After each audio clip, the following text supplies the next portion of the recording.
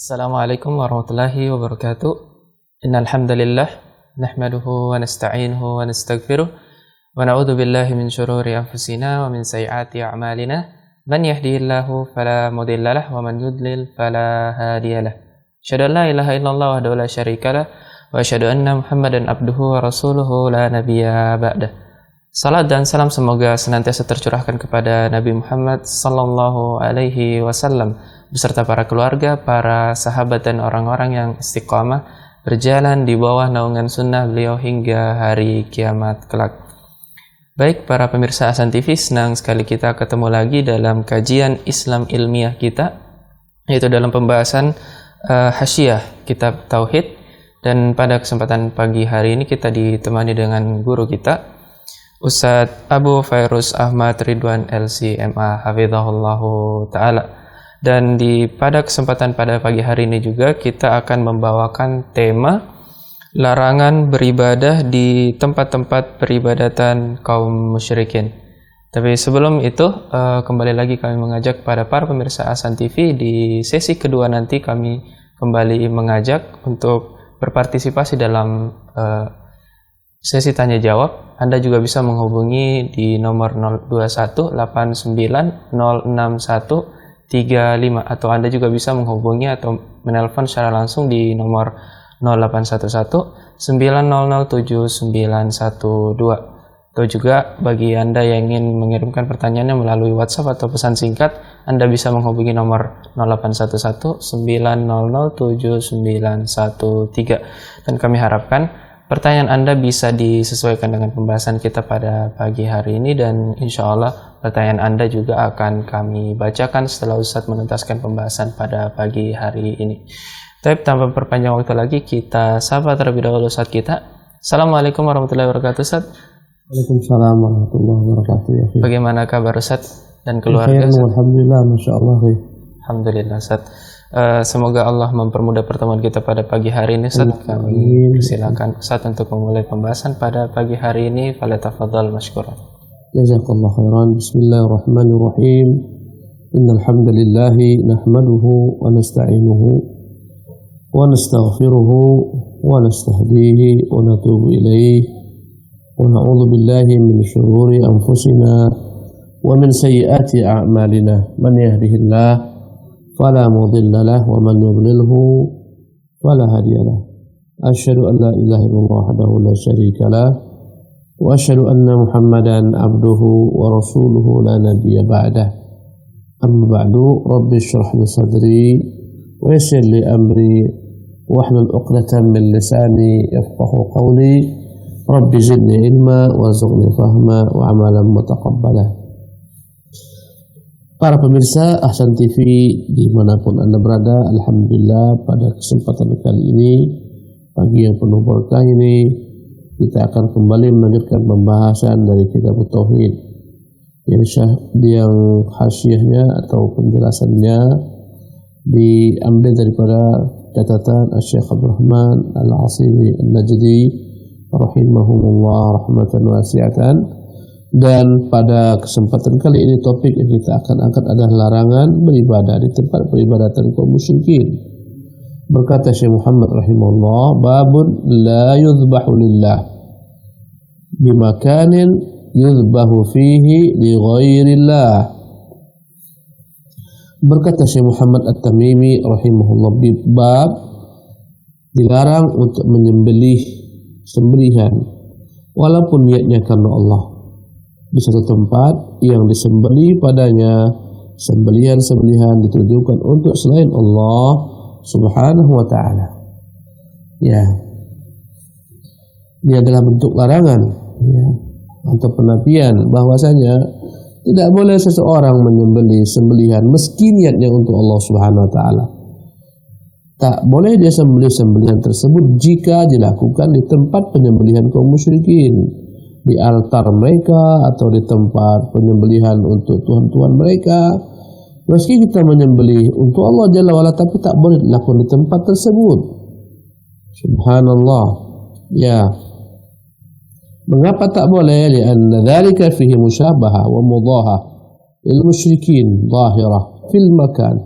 Karena dalam penyembelihan kita ini, kita sembelih di tempat penyembelihan kaum musyrikin, terdapat padanya musyabahah, meniru ya apa mereka lakukan, dan ini wahwa manhiyun anhu, dan dia adalah merupakan perkara yang terlarang. Dalam hadis Nabi kita, man tasyabbaha biqaumin fahuwa minhum, barang siapa yang meniru suatu kaum maka dia bagian daripada mereka. Maka kita dilarang meniru ya apa-apa yang diperbuat oleh kaum musyrikin dalam peribadatan mereka. Mereka menyembelih di sana untuk Tuhan mereka, ya untuk berhala mereka atau untuk Tuhan yang mereka sembah. Mereka menyembelih di kuburan-kuburan yang mereka akrapatkan, mereka kultuskan, mereka jadikan sebagai tempat berdoa, meminta dan semacamnya. Sementara kita menyembelih di tempat yang sama, walaupun niatnya untuk Allah, tapi tak boleh, haram. Dan hal ini akan menjurus kepada tasyabuh, meniru mereka, dan lambat laun akan ya tergelincir akhirnya mengikut secara beragama mereka. Ya, tasyabuh man walau qasada dzabih wajh Allah.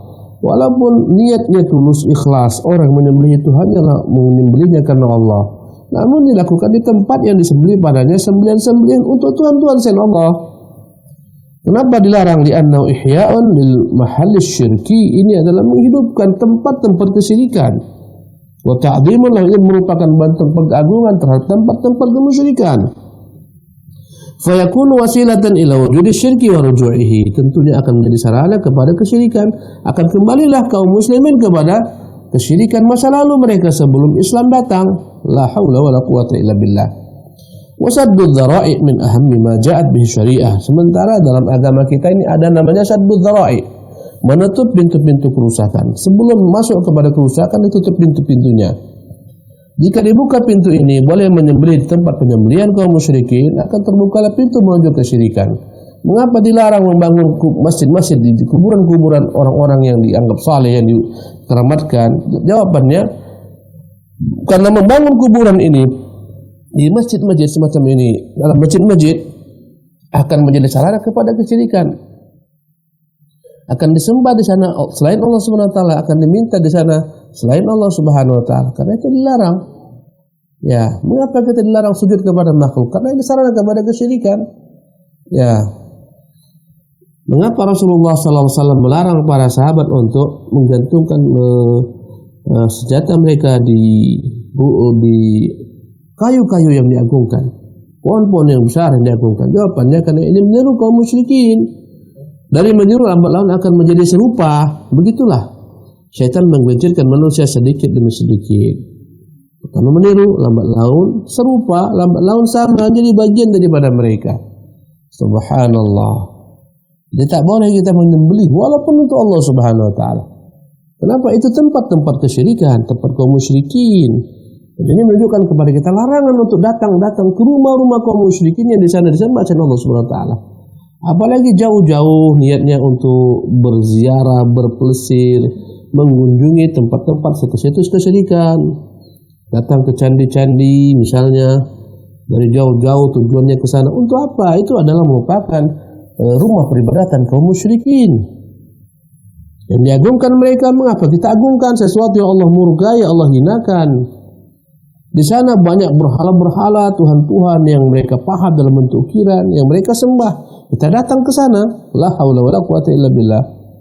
Islam tak mengajarkan demikian. Ya.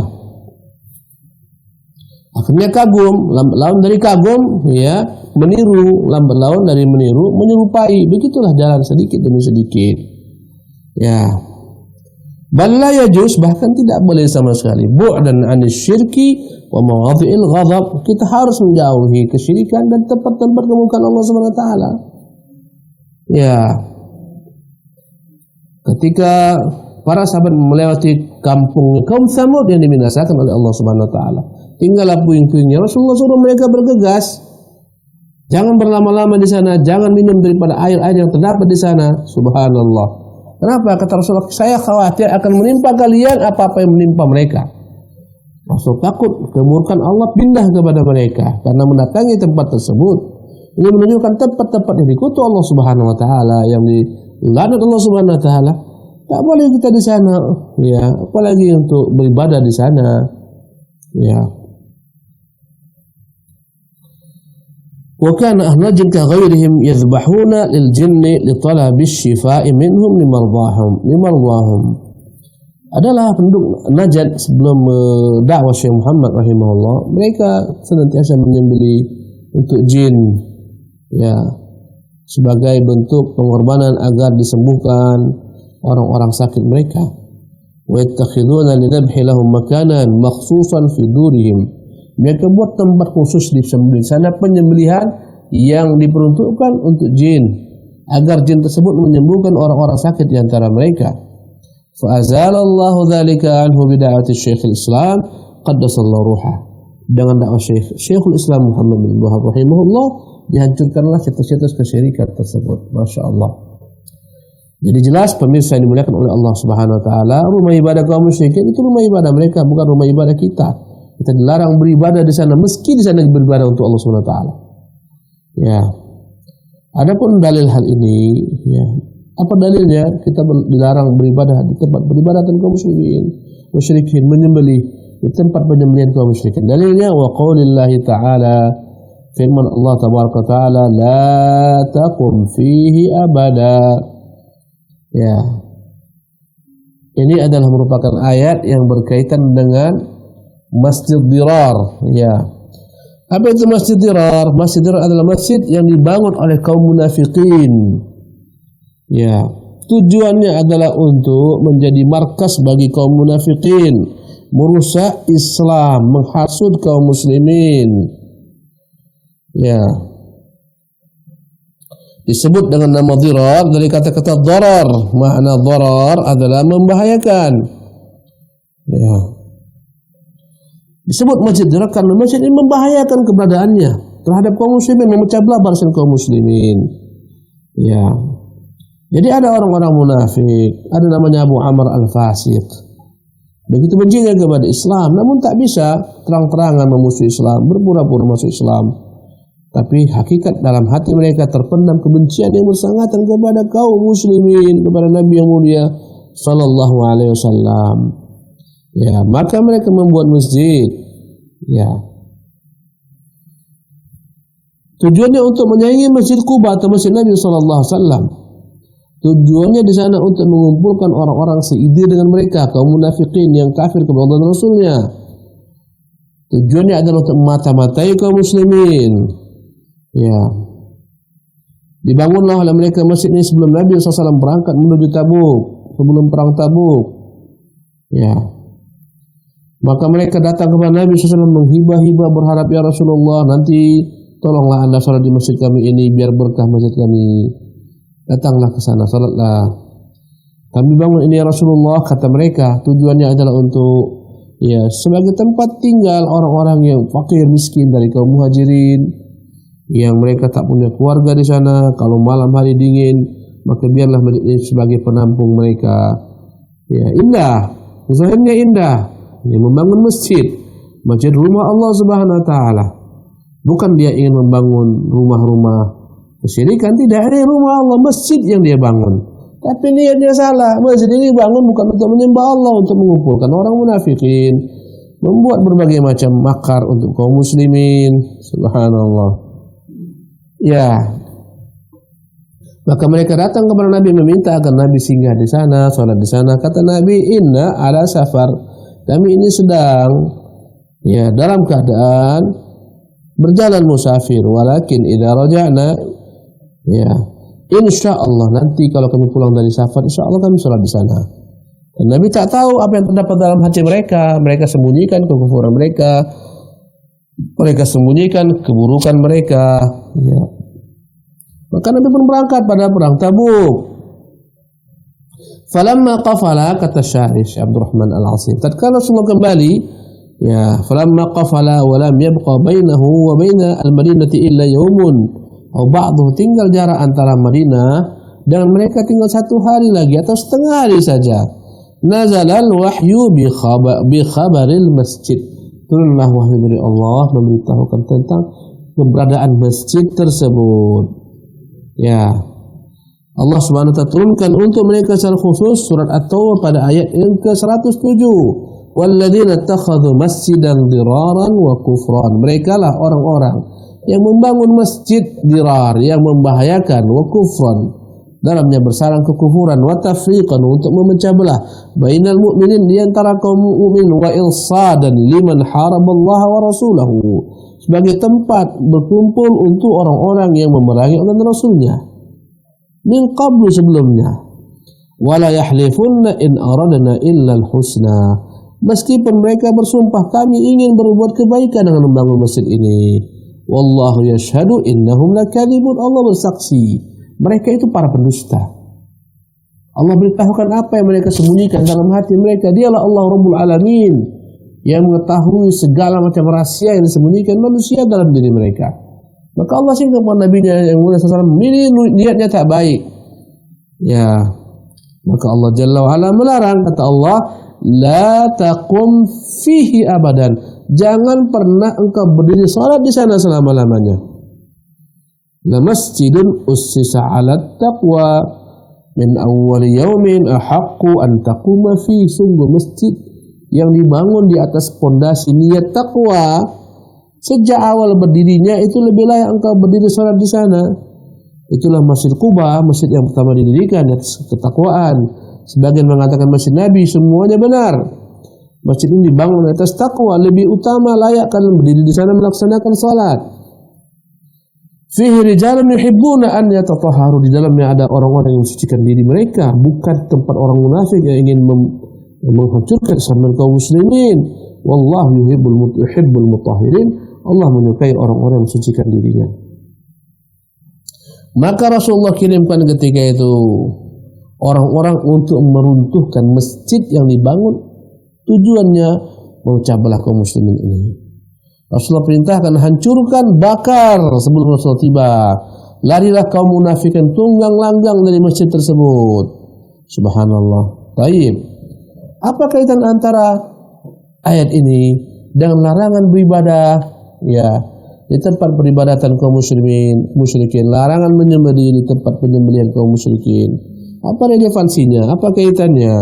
Berkata Syekh Abdul Rahman, ya, kata beliau, wa mutabaqatul ayati litarjamati, adapun relevansi antara ayat ini dengan judul bab, anna hadzal masjida lamma ussisa ala ma'siyatillah wal kufri bih, ketika masjid ini dibangun di atas maksiat, di atas niat kekufuran, sara mahalla ghadab, jadilah masjid ini merupakan tempat yang dimurkai Allah karena tak betul niatnya, tak benar, tak lurus. Seharusnya masjid merupakan rumah yang paling dicintai Allah. Kata Nabi, ahabbul biqa'i ilallahi masajiduha, sebaik-baik tempat di sisi Allah adalah masjid-masjidnya.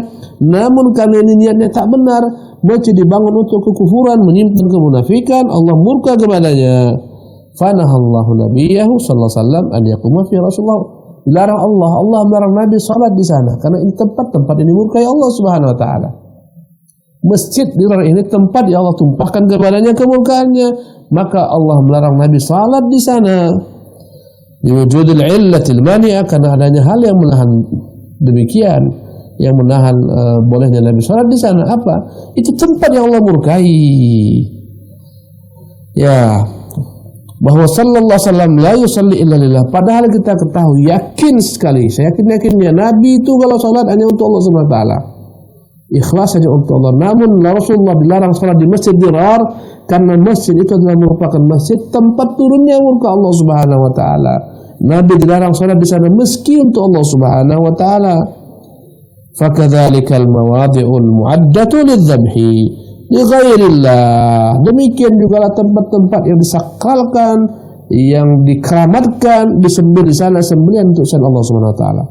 Tempat sesajian, ya, tempat melepas di sana berbagai macam bentuk kata mereka korban, ya, macam-macam cara manusia, ya, takut Merapi itu meledak, mereka buat sesaji dihantarkan ke lereng gunung Merapi, di sana ada sembelihan-sembelihan hewan yang disembelih. Subhanallah, tujuannya adalah menahan agar jin-jin bisa menahan misalnya Merapi tidak meletus dan semacamnya. Ini semua kesyirikan. Meletus juga Merapi, subhanallah. Sekarang Semeru meletus. Semoga saja tak ada juru-juru kunci gunung Semeru yang datangi oleh manusia. dengan menghantarkan berbagai macam sesaji-sajian. Ya. Maka dengan demikian jelaslah begitu sesuainya antara ayat ini dengan buat kita. Nabi dilarang salat di sana walaupun untuk Allah niatnya karena itulah tempat dimurkai Allah. Demikian juga kita dilarang menyembelih di tempat kesyirikan, kemusyrikan karena itu tempat adalah merupakan tempat-tempat turunnya murka Allah Subhanahu wa taala. Ya. Maka tak boleh salat di sana. Ya. Karena itulah dikatakan oleh Allah, la masjidun usisa ala taqwa min awwal yawmin ahaqqu an taquma fi. Sungguh masjid-masjid yang dibangun dengan niat takwa. Ya, sejak awal berdirinya itu lebih layak kalian berdiri di sana untuk mengerjakan salat. Jadi ya subhanallah, betapa besarnya pengaruh niat yang salah. Niat yang batil, tempat yang dibangun bernama masjid, tapi karena niatnya bukan untuk Allah, tapi untuk memecah belah kaum muslimin, menjadi tempat turunnya murka Allah Subhanahu wa taala. Subhanallah. Inilah dia Masjid Quba yang Nabi selalu kunjungi. Setiap satu Nabi SAW datang ke Masjid Quba. Bahkan Rasulullah menjanjikan yang datang dari rumahnya, bersuci di rumahnya, mendatangi Masjid Quba, salat 2 rakaat seolah-olah dia pulang membawa pahala umrah. Subhanallah. Demikian juga Allah memuji orang-orang yang ada dalam masjid tersebut. Mereka adalah orang-orang yang mensucikan diri mereka. Subhanallah, Allah memuji penduduk Kuba karena mereka mensucikan diri mereka. Mereka menggabungkan dalam beristinja antara air dan batu. Subhanallah. Ya. Jadi jelas ayat ini begitu relevan dengan bab yang kita sebutkan. Ayat ini melarang Nabi SAW yang salat walaupun kita yakin untuk Allah, tapi dikerjakan di tempat yang dimurkai Allah SWT. Allah melarang Nabi melakukan hal tersebut. Demikian juga Allah melarang kita beribadah, apapun bentuk peribadatan tersebut, diantaranya menyembelih di tempat-tempat penyembelihan yang dikhususkan untuk kaum musyrikin, untuk tuhan-tuhan mereka, berhala mereka, untuk jin dan semacamnya. Pemirsa yang dimuliakan oleh Allah Subhanahu wa taala, kita pindah kepada hadis dari Nabi yang mulia sallallahu alaihi wasallam.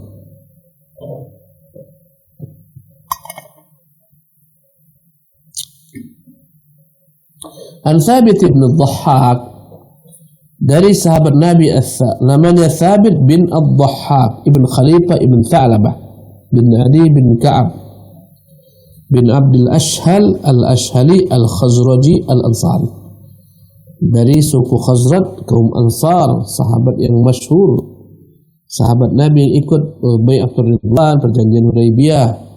Ya, Abu Kilabah daripadanya, dan dia meninggal pada masa Abdullah bin Zubair menjabat sebagai khalifah pada tahun ke-64 Hijriah. Berkata Thabit bin Dhahhak, qala nadara rajulun, ada seorang laki-laki yang bernazar, ya, namanya Habbah bin Wara, siapa nama laki-laki ini? Nadhara rajulun an yanhara ibilan bi Buwana. Ya. Nama laki-laki adalah Kardum ibnu Sufyan. Ya, bapaknya Maimunah. Nadhara rajulun an yanhara. Kardum bin Sufyan, bapaknya Maimunah, bernazar an yanhara, ingin menyembelih ibilan, seekor unta. Di mana? Di tempat yang bernama Buwana. Buwana itu adalah merupakan bukit kecil yang ada pada satu kampung di tepian pantai. Ya, namanya Buwana. Dia bernazar akan menyembelih sembelihannya, untanya, di tempat tersebut, di satu bukit kecil, dari bukit kecil yang ada di pinggiran pantai di belakang. Di belakang ada lautan. Ya. Faqala Nabi sallallahu alaihi wasallam, dia bernazar untuk menyembelih sembelihan tersebut di sana. Maka berkata Nabi sallallahu alaihi wasallam, bertanya kepada Kardum ibn Sufyan, hal kana fiha wathanun min awthanil jahiliyati yu'bad? Kardum, apakah di sana ada berhala-berhala, tuhan-tuhan, apapun namanya, bentuknya, baik batu yang dipahat, kayu yang diukir, kuburan dikeramatkan, pohon yang diagungkan, apakah di sana ada berbagai macam sesembahan dari selain Allah Subhanahu wa taala yang disembah oleh kaum jahiliyah terdahulu. Ya, qalu la, mereka berkata tidak ya Rasulullah. Di tempat itu tidak ada penyembelihan yang disembelih untuk tuhan-tuhannya berhala yang kaum musyrikin pada masa lalu, tidak ada. Qalu la, mereka katakan tidak ada. Ya, tempat itu steril daripada kesyirikan. Itu tempat, itu gunung bukan tempat orang-orang melakukan kesyirikan di sana. Qala, kembali Rasulullah bertanya, fahal kana fiha 'idun min a'yadihim?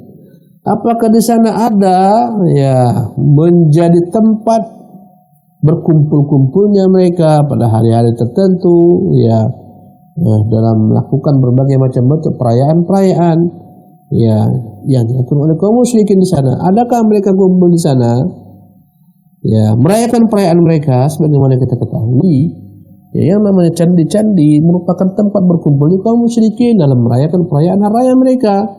Subhanallah, itu tempat turunnya kemurkaan Allah Subhanahu wa taala. Bagaimana pula kaum muslimin datang ke sana? Ya. Maka Nabi bertanya, fahal kana fiha 'idun min a'yadihim? Apakah di tempat itu ada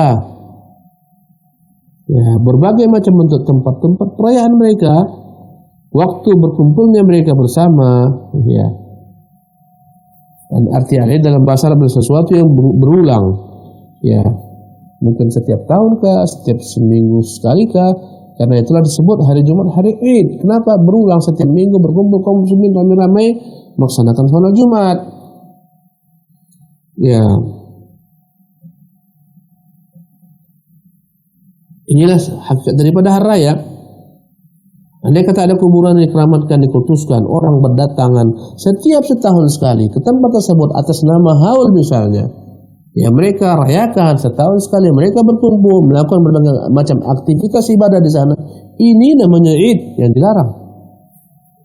Ya, karena berulang tiap tahun. Dilarang oleh Nabi sallallahu alaihi wasallam.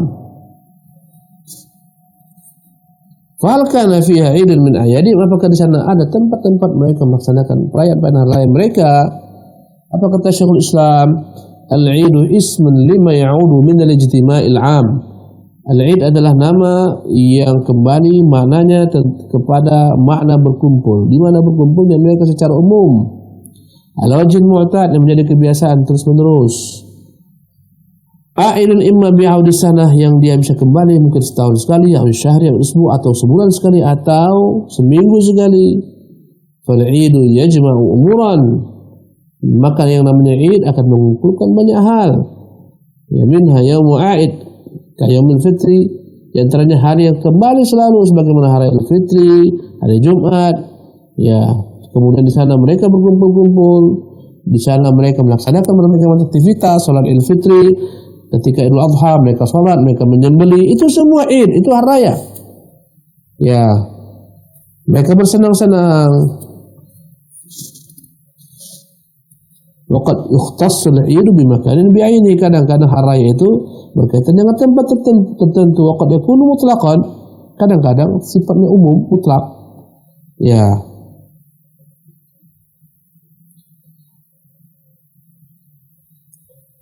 Pemirsa yang dimuliakan oleh Allah Subhanahu wa taala. Jadi inilah makna Id. Jadi apapun yang orang berkumpul di sana dalam musim tertentu melaksanakan aktivitas tertentu, ini disebut Id. Dan dalam Islam itu hanya 3, Idul Fitri, Idul Adha, Idul Jum'ah. Inilah hari raya kita kaum muslimin. Tak ada yang keempatnya, yang datang setahun 2 kali dan yang datang seminggu sekali, namanya Idul Jum'ah, hari raya. Nabi menyebut Jum'ah dengan kata-kata Id. Maka barang siapa membuat Id yang baru, maka mereka telah membuat sesuatu cara beragama yang tidak dibuat Rasulullah SAW. Sebagaimana kaum Rafidah membuat hari raya Yaumul Ghadir, Idul Ghadir, hari raya Al-Ghadir kata mereka, dan semacamnya. Jadi Nabi bertanya, apakah di sana ada perayaan-perayaan mereka? Qalu la, kata mereka tidak ya Rasulullah, steril daripada perayaan kaum musyrikin. Ya. Faqala Rasulullah sallallahu alaihi wasallam, ketika mereka mengatakan di sana tidak ada sembelihan yang diperuntukkan untuk selain Allah Subhanahu wa taala. Di sana tidak ada perayaan hari raya yang berkumpul mereka untuk merayakan hari raya mereka. Maka berkatalah Nabi SAW, Aufi binadzarika. Kalau demikian keadaannya, maka tepatilah, penuhilah nazarmu, silakan menyembelih di buana. Subhanallah. Maka Nabi yang mulia SAW mengajarkan dalam hadis ini bahwasanya sekiranya di tempat itu ada perayaan kaum musyrikin, sekiranya di tempat itu ada penyembelihan ya yang disembelih untuk tuhan-tuhan berhala-berhala kaum musyrikin, maka tempat itu tak layak untuk dilakukan padanya aktivitas ibadah kaum muslimin. Jangan salat di sana, jangan menyembelih di sana. Kenapa? Untuk menutup pintu-pintu kerusakan, supaya tidak ada sama sekali kemiripan antara Islam dan kaum musyrikin. Kita dilarang meniru kaum musyrikin. Kata Allah, wala takunu minal musyrikin. Jangan kalian menjadi bagaikan orang-orang musyrik. Dilarang. Man tashabbaha biqaumin fahuwa minhum. Barang siapa yang meniru suatu kaum, maka dia akan digolongkan kepada kaum tersebut. Subhanallah. Apabila steril daripada tempat-tempat kesyirikan, itu situs bukan situs kesyirikan, silakan tepatin nadarmu, sembelih di sana, tak ada masalah. Subhanallah. Ya. Ini menunjukkan bahwa terkadang mufti yang dimintakan fatwa harus bertanya lebih detail, agar jawabannya lebih detail pula, agar tepat jawabannya. Si Nabi bertanya, apakah ada seperti ini? Apakah ada seperti ini? Ketika semua tak ada, baru Nabi mengeluarkan fatwanya sallallahu alaihi wasallam. Ya. Kemudian dalam hal ini menunjukkan kepada kita tidak ada sama sekali dihitung Allah SWT niat yang benar. Walaupun niat benar menyembelih untuk Allah, sebagaimana niat sahabat ini benar, ya. Karena menyembelih untuk Allah Subhanahu wa taala. Namun jika tempat penyembelihannya tempat disembelih ya sembelihan kaum musyrikin, maka akan menjadi terlarang. Perhatikan bagaimana Nabi SAW sholatnya untuk Allah SWT, ikhlas hanya karena Allah. Namun ketika Nabi sholat di rumah, di masjid, rumah ibadah, masjid yang dibangun kaum musyrikin, tempat turunnya murka Allah SWT, Allah melarang Nabi sholat di sana walaupun niatnya untuk Allah SWT. Demikian juga dengan hal-hal lainnya. Meski niatnya sudah benar, tapi caranya harus benar pula. Jangan sampai kita beribadah di tempat peribadatan kaum musyrikin.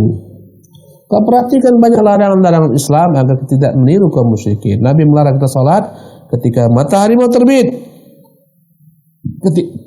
ketika matahari mau tenggelam, karena ketika itulah syaitan iblis meletakkan dua tanduknya.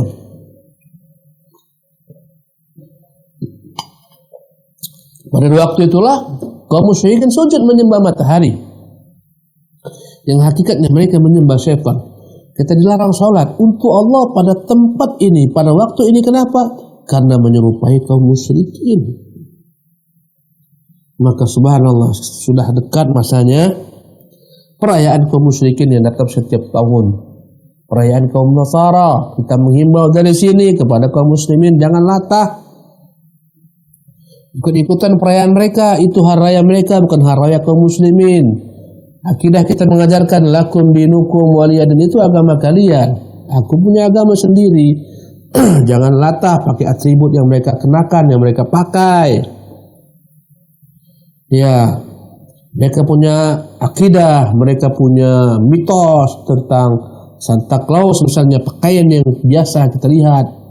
Ketika datang perayaan Nasara, kaum Nasara, mereka pakai topi merah dan dicampur dengan putih yang berbentuk kerucut, dengan bajunya demikian. Ini merupakan mitos mereka, ini pakaian keberagamaan mereka. Haram bagi kaum muslimin memakai pakaian semacam ini. Tidak ada dalam hal ini toleransi. Ini adalah perkara akidah. Apabila kau pakai, berarti kau rela dengan apa yang ada dalam benak mereka, ya, apa yang ada dalam khurafat mereka. Ini harus kita harus benar-benar perhatikan kaum muslimin rahimakumullah. Mundurnya kaum muslimin ketika mereka menjadi pengikut umat-umat di luar mereka. Tatkala mereka mengikuti kitab suci mereka, Al-Qur'anul Karim, bimbingan Nabi mereka menaklukkan dunia. Subhanallah, mereka jadi qudwah, panduan dunia dan alam semesta. Tatkala mereka tinggalkan kitab suci mereka, mereka mengikuti gaya kaum musyrikin, habislah mereka semuanya.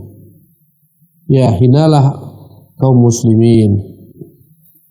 Maka harus kita perhatikan. Ya.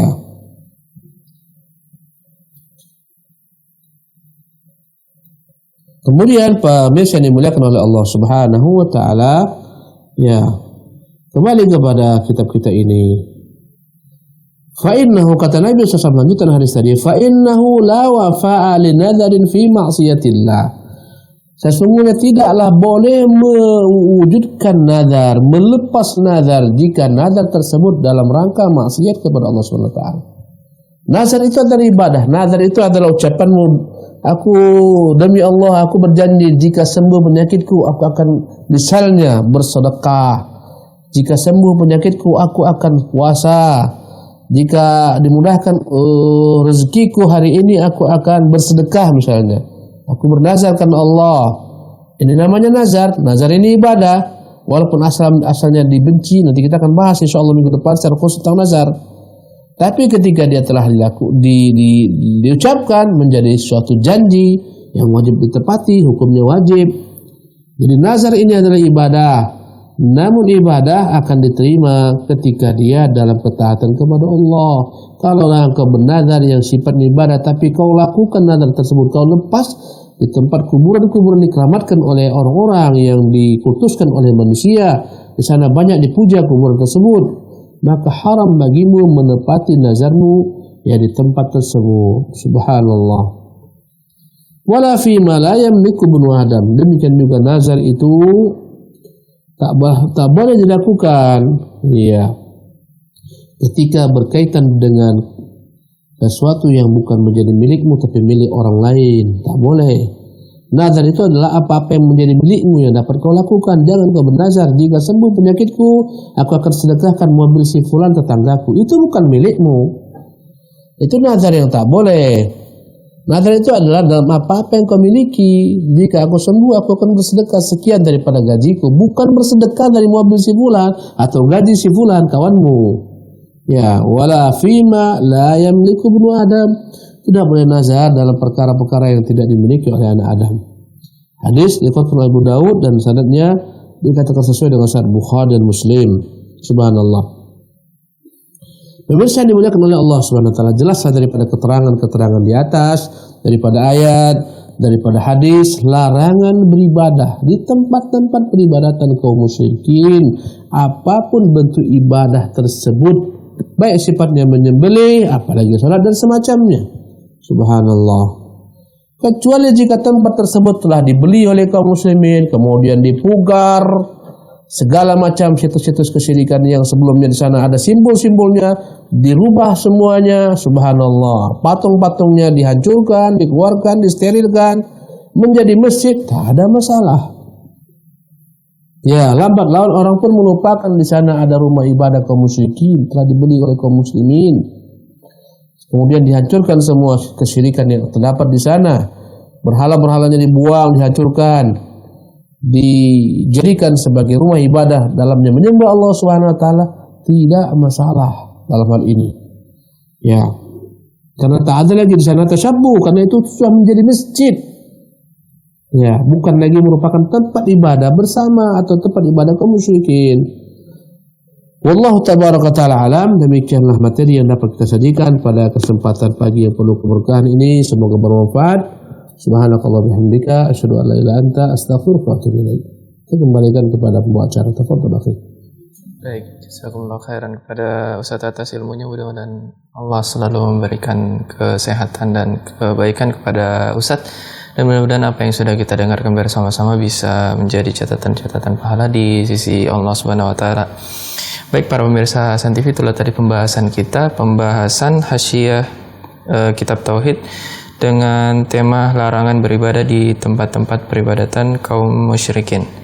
Baik para pemirsa Hasan TV, alhamdulillah kita sudah tiba di sesi selanjutnya, sesi tanya jawab, dan kembali lagi kami mengajak kepada para pemirsa Hasan TV, bagi yang ingin berinteraksi secara langsung, Anda bisa menghubungi nomor 021 891 06135 ataupun Anda juga bisa bertanya langsung di nomor 0811 900 7912. Bagi para pemirsa juga yang bertanya melalui WhatsApp atau pesan singkat, Anda bisa menghubungi nomor 0811 900 7913. Baik, sambil kita menunggu penelpon yang masuk, Ustaz, kita bacakan terlebih dahulu pertanyaan yang sudah masuk melalui pesan singkat, Ustaz.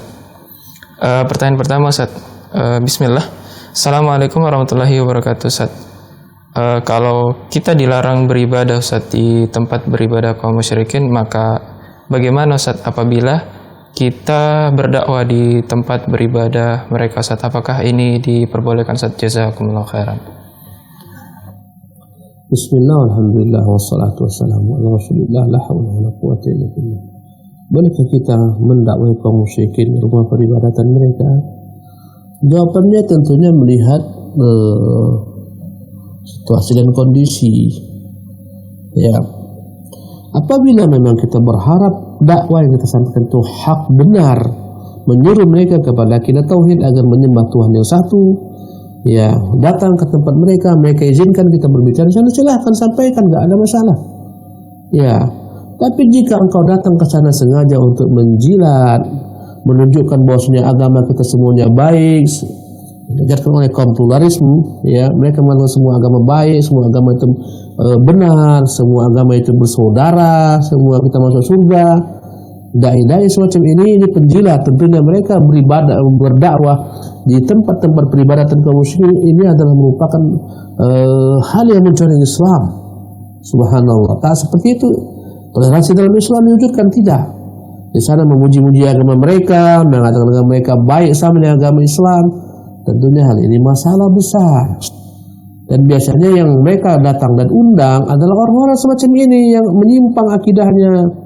Tak akan mungkin mereka undang ke tempat rumah ibadah mereka seorang muslim yang kokoh akidahnya, yang kuat berpegang teguh dengan agamanya, mustahil. Betapa antinya mereka kepada orang-orang semacam ini, tapi mereka akan datangkan orang-orang yang memang bermasalah akidahnya. Maka kita katakan untuk orang-orang munafik semacam ini yang datang ke rumah-rumah ibadah mereka, subhanallah, menjilat kepada mereka, ini adalah hal yang mencoreng Islam. Ya, bukan ini bentuk namanya toleransi.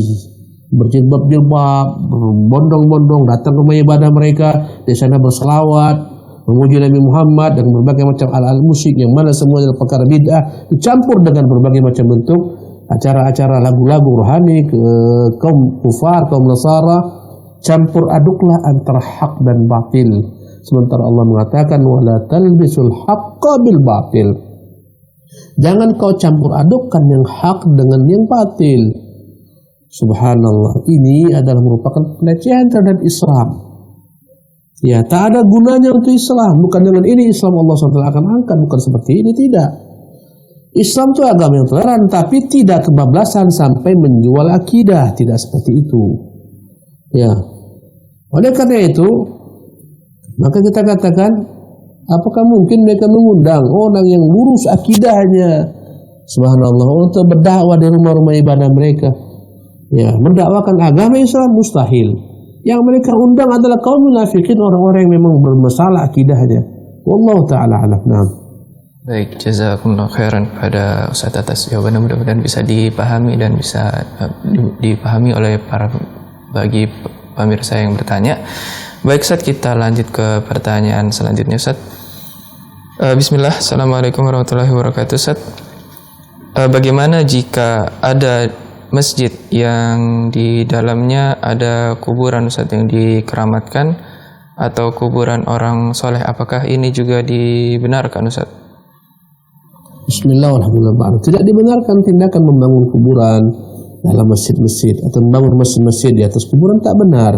Nabi jelas-jelas melarangnya. Kata Rasulullah, Allahul Yahuda wan Nasara, Allah melaknat kaum Yahudi dan kaum Nasara, ittakhadhu qubur anbiya'ihim masajid. Mereka menjadikan kuburan nabi mereka sebagai tempat-tempat ibadah, masjid-masjid. Inna syiraral khalqi indallahi yaumil qiyamah. Sesungguhnya seburuk-buruk makhluk di sisi Allah hari kiamat adalah orang-orang yang menjadikan kuburan-kuburan sebagai masjid-masjid. Jelas ini terlarang. Dan tak boleh engkau sholat di masjid yang dalam masjid itu ada situs kesyirikan. Di situ ada kuburan yang disembah, yang dipuja, dikeramatkan, orang sujud ke sana, orang mengambil keberkahan daripada tanahnya. Haram hukumnya kau sholat di sana, tak sah sholatmu. Subhanallah. Rasulullah mengatakan la tusallu ilal quburi wa la taqudu ala, jangan salat ke arah kuburan, jangan duduk di sisinya, jangan angkat duduk di atasnya. Kenapa Rasulullah larang salat ke arah kuburan? Karena ini akan menjadi sarana kepada kesyirikan. Apalagi memang sudah benar-benar sempurna menjadi sarana kesyirikan, menjadi tempat rujukan orang sakit datang ke sana, yang tak punya keturunan datang ke sana, yang miskin ingin kaya datang ke sana. Subhanallah, jadilah berhala. Ketika dia jadi berhala, tak boleh kita sholat di sana. Wallahu ta'ala a'lam. Baik, jazakumullah khairan kepada Ustadz atas jawabannya. Mudah-mudahan bisa dipahami dan bisa dimengerti bagi pemirsa yang bertanya. Kita lanjut lagi ke pertanyaan selanjutnya, Ustadz. Izin bertanya, Ustadz, apakah benar kuburan Nabi Hud ada di Hadramaut, Ustadz? Dan bolehkah kita tawaf di sana, Ustadz? Jazakumullah khairan, Ustadz. Bismillah, walhamdulillah, wassalatu wassalamu rasulillah, la hawla wa la quwwata illa billah. Tidak ada satupun kuburan nabi-nabi yang akurat, yang dapat dipastikan dia di sana. Tak ada satupun. Hanyalah merupakan prasangka, perkiraan. Kecuali kuburan Nabi Muhammad SAW, jelas itu ada dalam milik Ibunda Aisyah, yang sekarang menyatu menjadi bangunan yang termasuk ke dalam masjid Nabi SAW. Adapun kuburan-kuburan nabi-nabi lain, kuburan Nabi Hud, kuburan Nabi Musa, kuburan Nabi Harun, macam-macam yang terdapat di Palestina, terdapat di Jordania, sebagian terdapat di Irak. Tak ada satupun yang bisa memastikan itu benar. Subhanallah. Yang kedua, kalaupun itu benar, tak boleh engkau tawaf di sana. Tawaf itu hanya di rumah Allah Subhanahu wa taala semata. Kata Allah, wal yatawafu bil baitil atiq. Hendaklah mereka tawaf di rumah Allah yang pertama, yaitu Ka'bah. Apabila engkau tawaf di sisi kuburan, maka engkau telah melakukan kesyirikan besar. Tawaf itu ibadah. Tawaf itu harus ditujukan kepada Allah Subhanahu wa taala. Atas perintah Allah, engkau tawaf pada kuburan. Subhanallah. Ini kesyirikan besar. Kau harus bertaubat kepada Allah Subhanahu wa taala. Dan beginilah sebab kaum muslimin terjatuh ke dalam kehinaan, di mana mereka terkadang telah tergelincir akidahnya. Mereka tawaf di kubur-kubur dikeramatkan. Bahkan setelah tawaf, mereka ada yang memotong rambut mereka, bertahalul sebagaimana bertahalulnya kaum muslimin selepas melaksanakan ibadah tawaf di rumah Allah Subhanahu wa taala. Wallahu taala a'lam.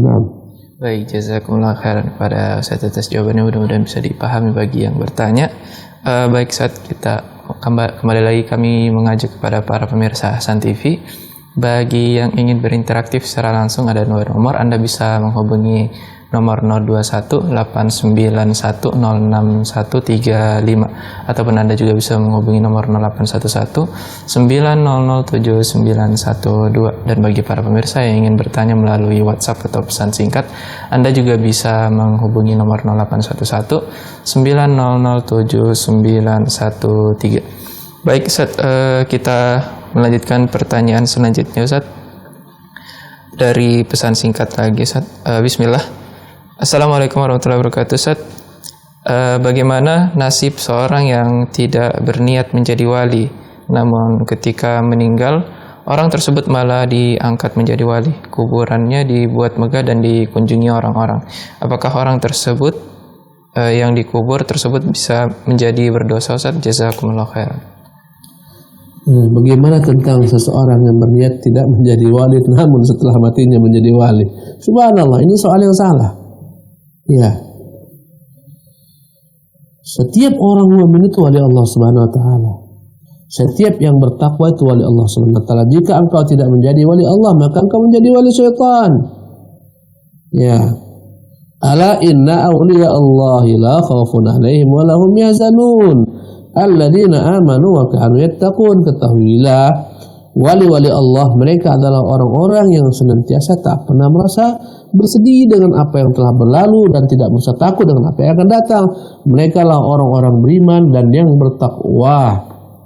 Jadi wali itu setiap orang-orang beriman harus menjadi wali Allah. Makna wali Allah adalah kekasih Allah, kecintaan Allah, ditolong Allah Subhanahu wa taala.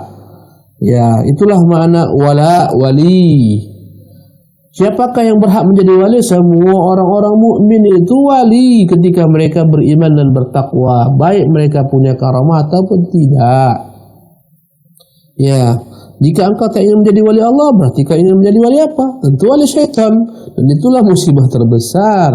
Setiap orang harus berusaha mendapat kecintaan Allah Subhanahu wa taala, keridhaan Allah Subhanahu wa taala dengan mengerjakan perintahnya, menjauhi larangannya. Ketika itulah engkau akan diangkat Allah sebagai wali-walinya. Ya. Kata Allah, Allahu waliyul ladzina amanu. Allah lah wali bagi orang-orang yang beriman. Makna wali bagi orang beriman, penolong mereka, pemelihara mereka, penjaga mereka. Wal mu'minuna wal mu'minatu ba'dhum awliya'u ba'din. Orang-orang beriman laki-laki, orang-orang beriman perempuan, semua mereka merupakan wali bagi sebagian lainnya. Jadi semua orang mukmin itu wali Allah Subhanahu wa taala jika dia beriman dan bertakwa. Walaupun tak punya karamah.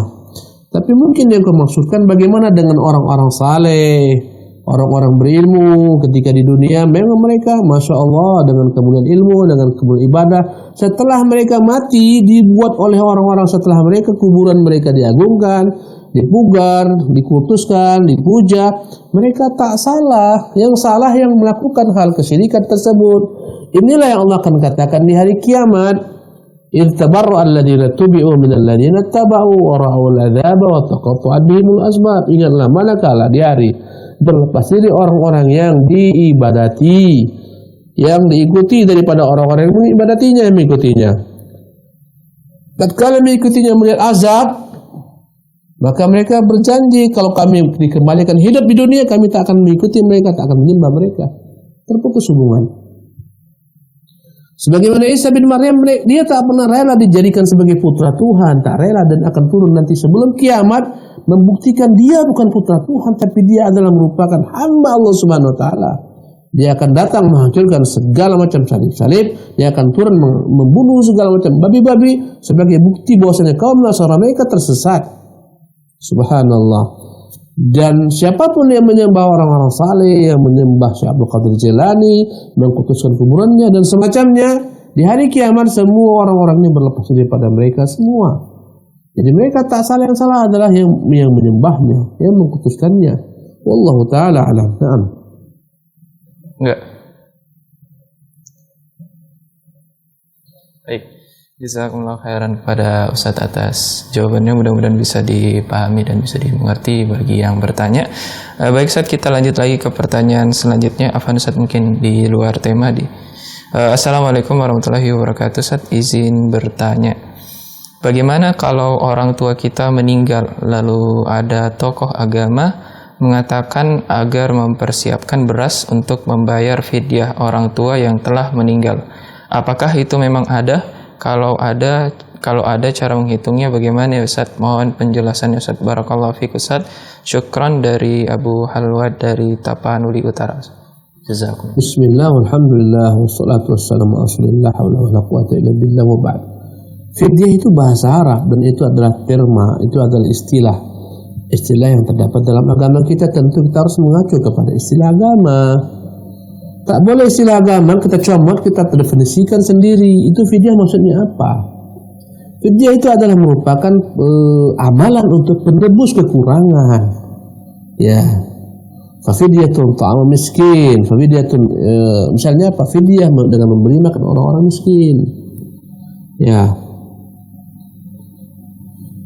Ini fidyah. Dan dalam Islam fidyah itu adalah amalan yang diperintahkan dalam agama untuk dapat menyempurnakan amalan-amalan yang tak sempurna. Ya. Misalnya apa? Seseorang yang dia berpuasa di bulan Ramadan, ternyata qadarullah dia tak mampu berpuasa karena sakit dan tak mampu mengganti puasanya lagi karena sakitnya sakit parah, komplikasi menahun, tak diharapkan kesembuhannya. Ketika itu digantilah puasanya dengan fidyah. Fidyahnya ditentukan dalam agama adalah 2 mud atau setengah sa'. Itu fidyah. Orang yang melanggar, mencampuri keluarganya di bulan Ramadan, maka dia harus membayar kafarat. Ya, di antaranya adalah kafaratnya memberi makan 60 orang miskin. Itu fidyah. Itu penebus. Ya. Adapun yang maksud fidyah di sini adalah fidyah dikeluarkan untuk mengganti. Kalau yang maksud untuk mengganti salat orang-orang yang meninggal itu, dan dulu dia tak salat, untuk diganti sholatnya dengan fidyah, dibelikan beras, dibayarkan fidyahnya, ini bid'ah. Orang yang dahulu kala meninggalkan sholatnya, kemudian dia bertobat kepada Allah Subhanahu Wa Taala, selesai. Kalau dia meninggal atas kebaikan, Allah mengampuni semua dosa yang masa lalu dikerjakannya. Dahulu dia seorang penjahat, tak pernah sholat misalnya, kemudian tobat kepada Allah, rutin sholat, meninggal. Apa yang dahulu kala ditinggalkannya tak ada fidyah-fidyahnya lagi. Dengan tobatnya Allah menghapuskan semua dosa-dosanya. Kalau orang yang meninggal dalam keadaan meninggalkan sholat, bermalas-malasan sholat, juga tak ada sama sekali ajaran agama menyuruh kita untuk menggantikan sholat yang tinggal dengan membayar fidyah. Enak sekali orang-orang kaya kalau demikian. Tak usahlah salah-salah, nanti aku mati belikan banyak-banyak sekian ton beras menjadi fidyah untuk pengganti sholat. Ini agama apa? Subhanallah, ini adalah merupakan perkara yang batil. Tidak ada fidyah pengganti sholat orang yang ditinggalkan dengan sengaja, dengan malas, mati tetap masih bolong-bolong sholatnya, tak bertobat kepada Allah. Tak ada fidyah untuk mereka. Jangan dikeluarkan dalam bentuk beras, dibayarkan kepada Pak Haji, dibayarkan kepada siapa, lebay-lebay dan semacam. Tidak ada panduan dalam agama. Dalam beragama tak usah kok karang-karang. Ya, jika dia berbuat dosa-dosa dan belum bertobat, kalau kamu menganggap dia masih Islam, doakan dia. Semoga Allah merahmatinya, mengampuni dosanya, bukan membayarkan fidyah untuknya. Tak ada contohnya, bid'ah dia. Ya, dahulu kala semasa hidupnya puasa, tak pernah peduli. Meninggal dia, tak ada mengganti fidyah puasa, tinggalkan karena kemalasan, tak ada fidyahnya, tak ada contohnya. Lain cerita, dia meninggalkan puasa karena ada sebab, uzur, penyakit dan semacamnya. Belum sempat diganti, tak sempat diganti, meninggal, baru ada fidyahnya. Wallahu tabaraka wa ta'ala alam. Naam. Baik, jazakumullah khairan pada Ustaz atas jawabannya, mudah-mudahan bisa dipahami bagi yang bertanya. Kita lanjut lagi Ustaz ke pertanyaan selanjutnya Ustaz, dan pertanyaan selanjutnya pertanyaan terakhir di kesempatan kita pada pagi hari ini Ustaz. Apakah ada dalilnya Ustaz sebelum subuh kita terus-menerus membaca tahrim Ustaz? Mohon pencerahannya Ustaz. Jazakumullah khairan. Membaca tahrim, Ustaz. mungkin tarhim maksudnya. Iya. Tarhim. Salawat sebelum azan Ustaz biasanya. Subhanallah. Kembali saya katakan berulang-ulang, yang namanya ibadah itu perkara tauqifi. Tak menerima sama sekali kreasi, tak menerima sama sekali inovasi. Wahai kaum muslimin, dalam ibadah itu sempurna, jangan kau berkreasi. Berkreasilah engkau dalam perkara duniamu, jangan kau balik dalam perkara duniamu kau membebek, taklid buta, ikut apa yang dibuat kaum kafirin. Pakaian yang mereka buat kau tiru, rambut mereka yang belang-belang kau tiru, tapi dalam agama kau paling pandai buat bid'ah. Subhanallah. Maka mengaculah kepada peribadatan Nabi SAW. Nabi SAW tidak pernah mengajarkan para sahabat untuk mengucapkan kata-kata salawat kepada beliau sebelum ditegakkan sholat. Tak ada yang namanya tarhim. Tidak ada. Iya. Tentunya sebaik-baik petunjuk adalah petunjuk mereka. Kalau ini kebaikan, pasti Nabi akan ajarkan, pasti sahabat akan buat, pasti tabi'in akan mewarisinya, pasti imam yang empat menyebutkannya. Tapi mana semuanya? Nabi tak buat, sahabat demikian, para tabi'in, tabi'in, imam yang empat tidak, Syafi'i tidak, Malik tidak, Abu Hanifah. Ini agama siapa yang mau kau buat? Yang kau katakan, ini kan baik Ustaz. Kebaikan itu ada ketika kau mencukupkan diri dengan apa yang ditinggalkan Nabi SAW, tidak mengarang yang baru. Wallahu tabaraka ta'ala alam. Naam. Baik, jazakumullah khairan kepada Ustaz atas jawaban dari pertanyaan-pertanyaan yang sudah dilayangkan ke kita. Dan itulah tadi pertanyaan terakhir di kesempatan pada pagi hari ini, dan tak terasa kita sudah di penghujung acara Ustaz. Tapi sebelum kita menutup, mungkin ada beberapa ikhtitam dari Ustaz. Fadhal Ustaz. Cukup insyaallah. Cukup Ustaz. Baik, para pemirsa Hasan TV, demikianlah pertemuan kita pada pagi hari ini, dan jazakumullah khairan juga kepada para pemirsa Hasan TV yang sudah setia menyaksikan program Hasan TV terusnya pada pagi hari ini. Dan insya Allah kita akan bertemu lagi pada kesempatan selanjutnya, yaitu pekan depan setiap hari Senin pagi pukul 7 waktu Indonesia bagian Barat. Dan terakhir, kami selaku kru yang bertugas mohon maaf apabila ada kesalahan selama pertemuan ini berlangsung, dan kita tutup pertemuan pada pagi hari ini dengan doa kafaratul majelis. Subhanakallahumma bihamdika asyhadu an la ilaha illa anta astaghfiruka wa atubu ilaik. Assalamualaikum warahmatullahi wabarakatuh.